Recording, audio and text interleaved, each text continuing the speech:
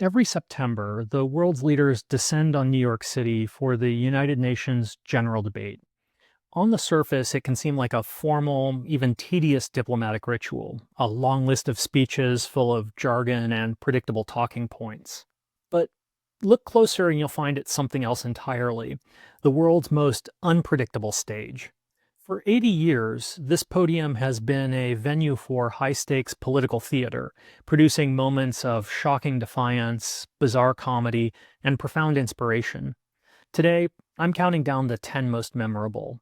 I'm Noah Zerbe. I'm a professor of international relations at California State Polytechnic University Humboldt, and this is Global Insights.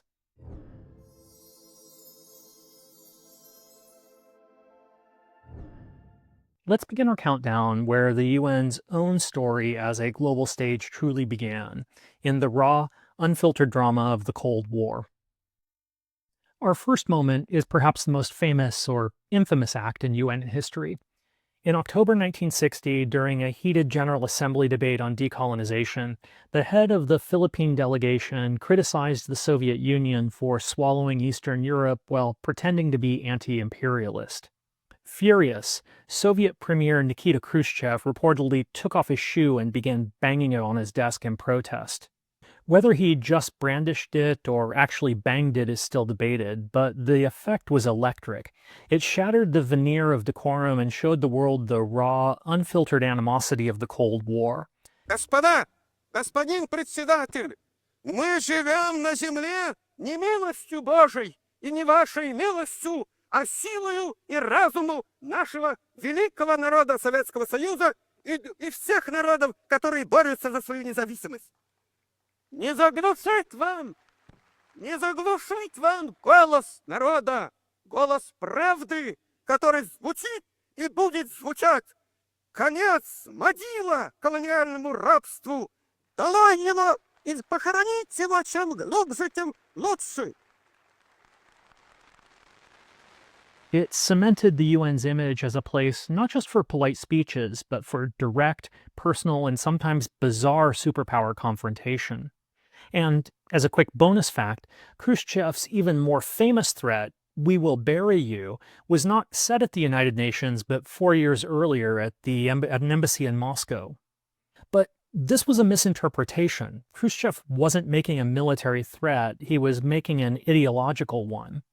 Speaking as a Marxist, he meant that communism would inevitably outlast a dying capitalist system, that history itself would condemn capitalism, and communism would be there to bury the corpse. But when the line landed in the American press, stripped of its ideological context, it was heard as a direct threat of annihilation, dramatically fueling Cold War tensions. Khrushchev wasn't the only leader making waves in that famously chaotic 1960s session. Making his debut on the world stage was Cuba's young revolutionary leader, Fidel Castro. After famously checking into a hotel in Harlem and reportedly keeping live chickens in his room, Castro took the podium and delivered a fiery, anti-American and anti-imperialist speech that went on and on and on. ¿Cuál era la alternativa del gobierno revolucionario? Traicionar al pueblo. Desde luego que para el señor presidente de los Estados Unidos, lo que nosotros hemos hecho por nuestro pueblo es traición a nuestro pueblo. Señor presidente, no es nuestra intención faltar absolutamente en nada a las reglas que determinan nuestra conducta en las Naciones Unidas. At 4 hours and 29 minutes, it remains the longest UN speech and an act of political endurance as much as politics. For the leader of a small island nation, the UN podium was the great equalizer. It gave him the world's undivided attention, allowing him to defiantly establish the Cuban Revolution as a major new voice for the developing world, a voice that by sheer length simply could not be ignored. The UN wasn't just a stage for superpowers. As the waves of decolonization reshaped its membership, it became a critical platform for revolutionary leaders and national liberation movements to make their case directly to the world. In 1974, in what was at the time a deeply controversial move, the United Nations invited the chairman of the Palestine Liberation Organization, Yasser Arafat, to address the General Assembly. It was the first time the leader of a non-state organization had been given such an honor. His speech was fiery, but it was his closing line that echoed through history. He said, بغصن الزيتون في يدي وببندقية الثائر في يدي. "Today I have come bearing an olive branch and a freedom fighter's gun. Do not let the olive branch fall from my hand." This was a moment of profound political transformation. For the first time, a national liberation movement was given the same platform as a head of state, an act which conferred a sense of international legitimacy on the Palestinian cause.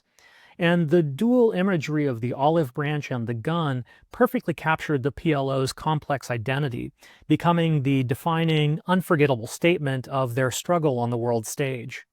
Decades later, the United Nations' role as a forum for controversial voices was tested in a very different way. It wasn't about who was speaking, but about the collective reaction to what was said. During his presidency, Iran's Mahmoud Ahmadinejad often used his platform to make inflammatory statements, including questioning the historical scale and reality of the Holocaust. Across several appearances, he questioned the Holocaust and even suggested that the U.S. was behind 9/11.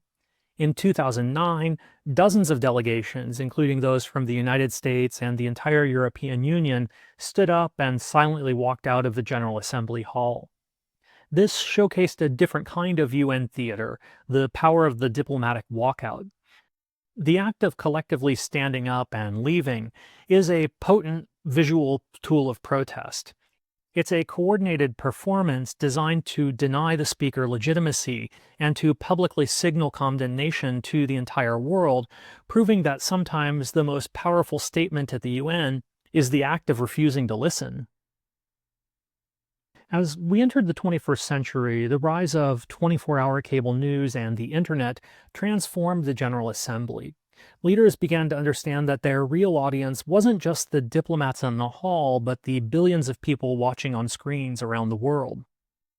Perhaps no one understood this new reality better than Venezuela's Hugo Chavez. In 2006, at the height of global frustration with the Iraq War, he took the podium one day after U.S. President George W. Bush had spoken. Theatrically, he crossed himself, and Chavez declared, "The devil is right at home. The devil himself is right in the house. And the devil came here yesterday. Yesterday, the devil came here. Right here. Right here. And it smells of sulfur still today. This table that I am now standing in front of. Yesterday, ladies and gentlemen, from this rostrum, the President of the United States, the gentleman to whom I refer as at the devil, came here, talking as if he owned the world. Truly, as the owner of the world. "The devil came here yesterday, and it still smells of sulfur today." This was a headline-grabbing insult, tailor-made for television. The devil soundbite was instantly viral, dominating news cycles around the world. It was a masterclass in using the UN stage to generate global attention and to rally anti-superpower sentiment in a single, unforgettable, and deeply personal attack. But if Chavez's speech was a calculated performance, our next moment was a spectacle of pure, unscripted absurdity. In his first and only appearance at the United Nations in 2009, Libyan leader Muammar Gaddafi took the stage. He proceeded to speak for 96 minutes instead of his allotted 15. He tore up a copy of the UN Charter, accused the Security Council of being a terrorist organization, and rambled through a host of conspiracy theories. This is the same visit where he famously attempted to pitch his massive Bedouin tent in Central Park. This was less a speech and more a bizarre public meltdown. The chaotic performance revealed a leader completely untethered from international norms and diplomatic reality. It was a darkly comedic spectacle that foreshadowed his deep isolation on the world stage just a year and a half before the Arab Spring would lead to his overthrow and ultimately his death. But the modern UN stage isn't just for rants and insults, it's also highly calculated for visual aids. In 2012, Israeli President Benjamin Netanyahu provided a masterclass. To dramatize the threat of Iran's nuclear program, he unveiled a large, cartoonish diagram of a bomb with a lit fuse. He then took out a red marker and drew a literal red line to show the world how close he believed Iran was to developing a nuclear weapon. So how much enriched uranium do you need for a bomb? And how close is Iran to getting it? Well, let me show you. Brought a diagram for you. Here's the diagram. This is a bomb. This is a fuse. In the case of Iran's nuclear plans to build a bomb, this bomb has to be filled with enough enriched uranium. And Iran has to go through 3 stages. Where's Iran? Iran's completed the first stage. Now they're well into the second stage. And by next spring, at most, by next summer, at current enrichment rates, they will have finished the medium enrichment and move on to the final stage. From there, it's only a few months, possibly a few weeks, before they get enough enriched uranium for the first bomb. If these are the facts, and they are, where should a red line be drawn? A red line should be drawn right here.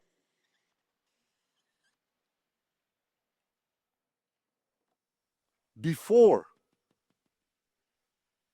Iran completes the second stage of nuclear enrichment necessary to make a bomb. This was a brilliant use of a prop in the modern media age. It bypassed complex policy debates and created a simple, powerful, and instantly shareable image. The diagram was so memorable, it instantly became an internet meme, parodied and remixed around the world. It proved that in the 21st century, a single visual aid, even a cartoon, could be far more effective than 1,000 words of speech, capturing the world's attention in a way that traditional diplomacy rarely can. And if Netanyahu mastered the visual, a few years later, an American president would master the art of the incendiary soundbite. In his 2017 debut speech, Donald Trump shattered diplomatic precedent. He referred to North Korea's leader Kim Jong-un as Rocket Man and on a suicide mission for himself, his regime, and then threatened to totally destroy North Korea. The lines were so blunt and undiplomatic that they drew audible gasps and murmurs from the normally reserved audience of world leaders and diplomats. The United States has great strength and patience. But if it is forced to defend itself or its allies, we will have no choice but to totally destroy North Korea. Rocket Man is on a suicide mission for himself and for his regime. The United States is ready, willing, and able, but hopefully this will not be necessary. This moment highlighted a radical shift in how a superpower uses the podium. Trump intentionally abandoned the codified, formal language of diplomacy in favor of playground-style insults and overt threats. The audible shocks in the room was proof of his success in disrupting the international system. It was the UN General Assembly treated not as a diplomatic forum, but as a global rally with a message designed as much for a domestic political base as for the other leaders present. But the General Assembly isn't all just insults and theatrics. Amidst the drama, there are moments of quiet tradition and profound inspiration that remind us of the UN's higher purpose. The United Nations stage today isn't just presidents and prime ministers. At a 2019 Climate Action Summit, 16-year-old Swedish activist Greta Thunberg delivered perhaps the most passionate and furious speech the hall had ever heard. Staring directly at the assembled world leaders, her voice trembling with anger, she repeatedly condemned their inaction on climate change with the unforgettable phrase, "How dare you?" This is all wrong. I shouldn't be up here. I should be back in school on the other side of the ocean. Yet you all come to us young people for hope. How dare you? You have stolen my dreams and my childhood with your empty words, and yet I'm one of the lucky ones. People are suffering. People are dying. Entire ecosystems are collapsing. We are in the beginning of a mass extinction, and all you can talk about is money and fairy tales of eternal economic growth. How dare you? This was a global viral moment. Her short, emotional speech cut through the dry language of diplomacy like a bolt of lightning. It powerfully demonstrated that the United Nations can also be a platform for youth, for civil society, and for moral voices demanding accountability in humanity's biggest challenges, proving that sometimes the most powerful person in the room is the one there without an army or a flag. We'll end our countdown with arguably the most powerful and triumphant moment in the history of the General Assembly. For decades, the UN had been at the forefront of the global fight against apartheid, passing countless resolutions condemning South Africa's racist regime. Nelson Mandela was the symbol of that struggle, a man the UN had long defended as a political prisoner. In October 1994, he returned to the General Assembly Hall, but this time he came not as a petitioner or a prisoner, but as the freely and democratically elected president of a multiracial post-apartheid South Africa. This was the ultimate vindication of the UN's decades-long struggle. It was the moment where the highest ideals of the UN Charter, human rights, racial equality, and self-determination, were made real and personified by a man who embodied grace and reconciliation. Mandela's presence on that stage was living proof that the long arc of the moral universe can indeed bend towards justice, and that the UN at its very best can play a vital role in helping it bend.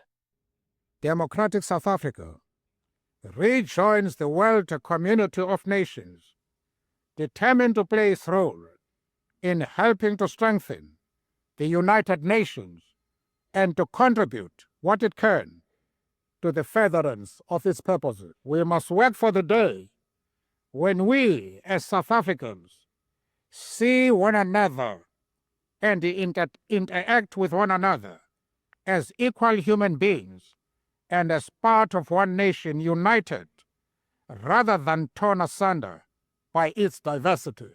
Our watchwords must be justice, peace, reconciliation, and nation building in the pursuit of a democratic, non-racial, and non-sexist country. In all we do, we have to ensure the healing of the wounds inflicted on all our people across the great dividing line imposed on our society by centuries of colonialism and apartheid. So, from the absurd theater of Khrushchev's coup to the profound triumph of Nelson Mandela's return, the United Nations General Assembly has truly been a stage for some of history's most unforgettable moments. These events are more than just historical footnotes or a diplomatic blooper reel. They're a vital part of the UN's story. They remind us that international relations isn't just about states and charters and resolutions. It's a deeply human endeavor played out by leaders with all of their passions, their flaws, and their highest ideals on a single global stage.